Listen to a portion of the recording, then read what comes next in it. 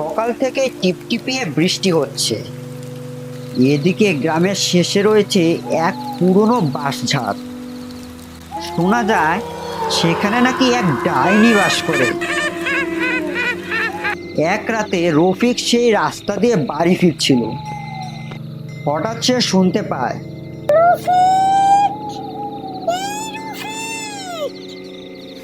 এবার সে ভয়ে দৌড়তে শুরু করে। এদিকে রাস্তা যেন শেষ হবার নামেই নিচ্ছে না।